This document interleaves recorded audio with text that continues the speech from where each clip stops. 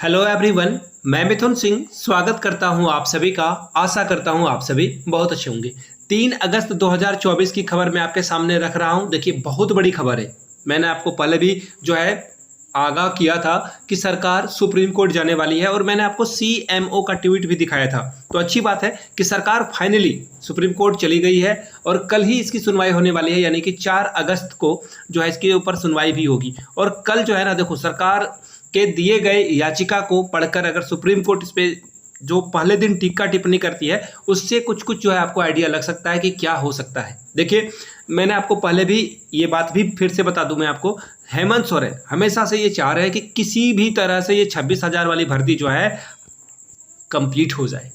सरकार अपना पीठ थपथपाना चाहती है और किसी तरह से विधानसभा में जाने से पहले ये काम जरूर करना चाहती है कि हम लोगों ने नौकरियां दी है लोगों को। अब देखिए, कुछ बातें मैं आपके सामने रख रहा हूं और यहाँ पे मैंने थंबनेल पे लिख रखा है ना, सीटेट की जीत को कोई माई का लाल नहीं रोक सकता है। इसकी वजह वैलिड भी है। क्यों है वैलिड, अभी आपको सारी बातें समझ में आएगी। पूरी वीडियो देख लेना, सारी बात आपको समझ में आ जाएगी। देखो, आप एग्री कर सकते हो, डिसएग्री कर सकते हो, I don't have issue with that.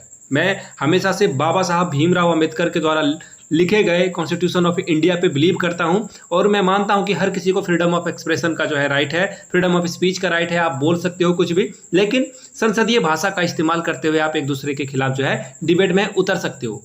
I don't have issue at all, कोई भी इशू मुझे नहीं है। अब देखिए, जो बातें लिखी गई है वो आपको मैं सार संक्षेप में समझाता हूं।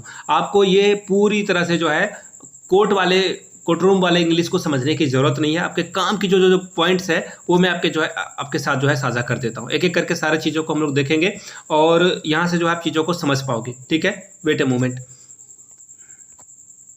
देखिए, हाँ, बंद हो चुका है नेट। अब यहाँ से देखो, हाँ, अब यहाँ से देख लीजिए, ये तो हो चुका है। अब देखो, यहाँ से आपको चीज़ें स्पष्ट रूप से देखने के ये दिखेगा। देखिए, सबसे पहले एक गुड न्यूज़ आपको मैं सुना देता हूँ। गुड न्यूज़ क्या है कि सरकार 50,000 वैकेंसी जो सरकार बार बार कह रही है कि अभी 26,000 की भर्ती आएगी, बाद में 24,000 की भर्ती आएगी, इस पर सरकार कायम है। और ये डॉक्यूमेंटेशन भी हो चुका है कि इसके ऊपर आप देखो, ये 26,000 की भर्ती जैसे कंप्लीट होगी, उसके बाद अगले सरकार में देखो, अब अगले सरकार फिर इसी तरह हेमंत सोरेन की तरह विधानसभा के आखिरी में अगर लाती है वैकेंसी, तो फिर 4 साल आपको इंतजार करना होगा। हो सकता है कि जो नई सरकार आए वो 2 साल के अंदर अंदर ही ये वैकेंसी को फुलफिल कर दे। 24,000 की भर्ती है। अब बोलोगे ये बात आप कहाँ से बोल रहे हो, हवा में बोल रहे हो क्या? नहीं, यहाँ से ये लाइन आप पढ़ लो, यहाँ से आप समझ पाओगे। It is state that the matter was listed on 19/7/2024 in which the honourable court has adjourned the matter of 3/9/2024. The urgency in the present matter is that the total 5,000 posts were approved by the सहायक आचार्य। अब यहाँ से देखो, ये primary और upper primary के लिए 50,000 post खाली है, जिसमें कि 20,825 पीआरटी यानी कि 1 to 5 के लिए ये वैकेंसी आपको यहाँ पे वैकेंट देखने को मिलेगा। और 29,175 पोस्ट आपको या फिर आप उसे बोल लो अपर प्राइमरी के लिए यानी कि 6 to 8 के लिए आपको ये देखने को मिलेगा। तो यहाँ पे क्या 50,000 की भर्ती हो जाएगी? नहीं, यहाँ से देखिए, आप आगे पढ़ोगे तो समझ में आएगा। There will not be any further appointment for the post of the assistant teacher. Currently the सहायक आचार्य rules are in effect and in future direct recruitment will be done on the post only, यानी कि ये सब post पे ही ये direct recruitment आएगा। If the stay order is not lifted, यानी कि जो सरकार ने रिजल्ट पे स्टे ऑर्डर लगाया वो अगर नहीं हटाया जाता है, the state of Jharkhand will be unable to appoint new teacher, यानी कि सरकार न्यू टीचर अपॉइंट ही नहीं कर सकती है। इससे क्या होगा, कॉम्प्रोमाइज हो जाएगा क्या चीज़ का? Quality of education. जो बच्चों को प्रोवाइड किया जा रहा है, गरीब बच्चों को, वो क्वालिटी ऑफ एजुकेशन प्रभावित हो जाएगा। आगे देखिए, इसमें और क्या बातें लिखी गई है और ये जो जीतने वाली बात है वो क्या क्या कैसे, मैंने कहा कि कोई इस रिजल्ट को रोक नहीं सकता है। देखिए, सरकार ने इस बार फाइनली हम लोगों के फेवर में काम करना शुरू किया है। देखिए, मैं आपको बता देता हूं, अगर सीटेट इसमें शामिल है तो मैं एक ही इंसान का नाम लूंगा, जो है सूरज मंडल। जिस इंसान ने और भी उनके साथ जो जुड़े हुए लोग हैं जिन्होंने चंदा दिया है, उन्हीं की वजह से सीटेट को हाई कोर्ट की ओर से यहाँ पे ऑर्डर मिला हुआ है कि हम लोग शामिल हो पाए। पहली बात। दूसरी बात, मैं आपको बता दूं, हर एक विधायक एमएलए के पास हम लोग गए, उनके पास ज्ञापन सौंपा, लेकिन किसी ने भी जहमत नहीं उठाई कि हमारे लिए, सीटेट वालों के लिए कोई आवाज़ उठाए। हमारे शिक्षा मंत्री के प्राण जो है चले गए, लेकिन वो इंसान हमेशा से जो है एक ही रट लगाता था, जेटेट जेटेट, लेकिन वो उनकी जो है मृत्यु हो जाती है।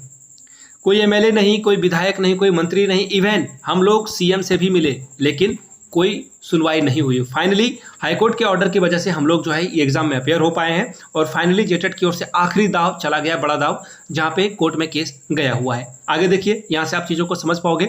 The right of education for to free and compulsory education act 2009, इसके बारे में आप पढ़ते भी हो। राइट टू एजुकेशन जो है बच्चों के लिए फ्री एंड कंपल्सरी एजुकेशन, ये भी प्रभावित हो रहा है। आगे देखिए, the effect of quality of education and the overall learning environment in the state of Jharkhand, यानी कि झारखंड में जो है पढ़ने वाली क्षमता घट रही है। बताओ कितनी वो बोलते हैं ना भोले बलम हैं हमारे हेमंत सोरेन, बोल रहे हैं कि ये बच्चों को नुकसान हो जाएगा, ये हो जाएगा। मैंने पढ़कर हंसी आ रही है, मैं ऑनेस्टली बता रहा हूँ कि इतना कोई जनता के बारे में क्यों सोच रहा है।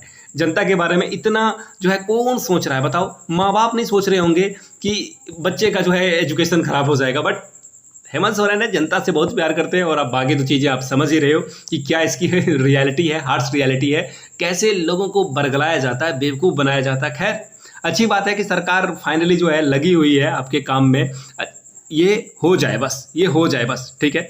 आगे देखिए, यहाँ जो बात पूरी बातें लिखी गई है, देखो एनसीटीई के अकॉर्डिंग, देखो सबसे बड़ी बात है ना कि सरकार अगर चाह लेना तो कोई बाल बाका नहीं कर सकता इस वैकेंसी का। यहाँ पे देखिए, एनसीटी के गाइडलाइन के अकॉर्डिंग आप स्टेट वाला देखो, एक्चुअली क्या है ना, स्टेट में जो एजुकेशन होता है वो कॉन्करेंट लिस्ट है। कॉन्करेंट यानी कि समवर्ती सूची, जहाँ पे राज्य सरकार अपने अनुसार जो है एजुकेशन को डील कर सकती है। जैसे झारखंड बोर्ड है, हिमाचल प्रदेश बोर्ड है, यूपी बोर्ड है, और सेंट्रल में एक जो सीबीएसई है वो भी है, आईसीएसई बोर्ड भी है।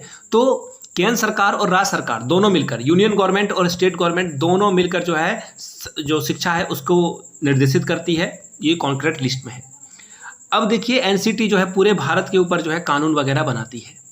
एनसीटी का कहना था कि अगर आप अपने यहाँ कोई टैट कराते हो तो ठीक है, अगर आप नहीं करा पाते हो, कंडक्ट कराने में आप असक्षम हो जाते हो, तो ऐसे में आप अपने यहाँ सीटेट को वैलिड कर सकते हो। अब चलिए नेबरहुड में, यानी कि अपने पड़ोसी के पास, अगर नेबरहुड में अगर आप जाओगे तो नेबर में आपको कौन दिखेगा, अपने नेबर्स की ओर जाओगे आपको दिखेगा यूपी, आपको कौन दिखेगा, आपको दिखेगा बिहार। तो देखिए यूपी और बिहार दोनों जगहों पे सीटेट को वैलिडिटी दी गई है। अगर कोई सीटेट पास है तो काम चल जाएगा। यूपी टेट भी पास कर लेते हो, there is a no problem.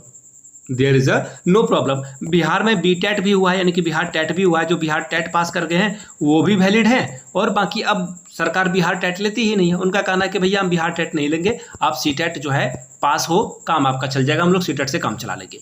तो ये तो हो गई।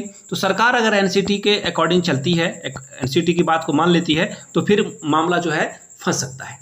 आई मीन जो है मामला जो है अपलोड जो है वो कम्प्लीटली अपलिफ्ट हो सकता है। ये जो कोर्ट में जो है केस चल रहा है, और देखिए सरकार की मंशा साफ है, ये कोर्ट में जो है किसी भी तरह से जो रिजल्ट के ऊपर रोक लगा हुआ है, इस रिजल्ट के रोक को जो है हटाना चाहती है। हर हाल में ये चाहती है कि रिजल्ट जो है यहाँ पे बाधित ना हो। तो खैर जो भी बातें थी मैंने स्पष्ट रूप से आप लोगों को समझा दिया है।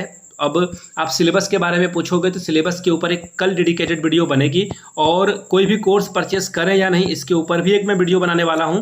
और आप लोगों के हित में ना, मैं किसी के भी खिलाफ बोलना पड़े तो मैं बोलूँगा, क्योंकि कोचिंग माफिया या कोई और भी हो, आपको 1 महीने में कोई भी जन्म घुट्टी पिलाकर आपको पास नहीं कर सकता है। और सिलेबस किसी के पास नहीं है, कैसे संस्थान पढ़ा रहे हैं और कैसे जो है बच्चों को गारंटी दे रहे हैं कि हम 90 नंबर लाकर आपको देंगे।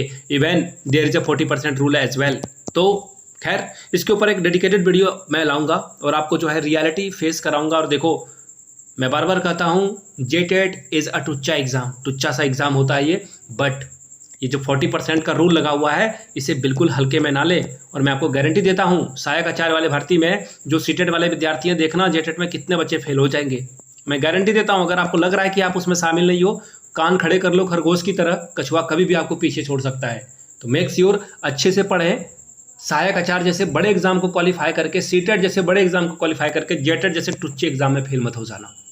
अपने साथ साथ मेरी नाक का भी ख्याल रखना और अच्छे से पढ़ाई करो, अदरवाइज आप पीछे रह जाओगे। बाय द वे, ये वीडियो पसंद आया हो तो प्लीज़ लाइक करें इसे। अगर आप पहली बार चैनल पे आए हैं तो चैनल को सब्सक्राइब कीजिए। इस वीडियो को ज़्यादा से ज़्यादा लोगों तक पहुंचाना आपका काम है, तो शेयर भी आप ही करोगे। कहाँ करोगे? व्हाट्सएप या फिर टेलीग्राम ग्रुप पे लोगों तक इस वीडियो को पहुंचाएं, शेयर करें, साझा करें। मस्त रहें, स्वस्थ रहें, खूब सारा पढ़ाई करें, डीप स्टडी करें, और लोगों के इनबॉक्स में जाने से बेटर है पढ़ाई के पन्नों में जाएं, आगे बढ़ जाओगे आप। Thank you so much.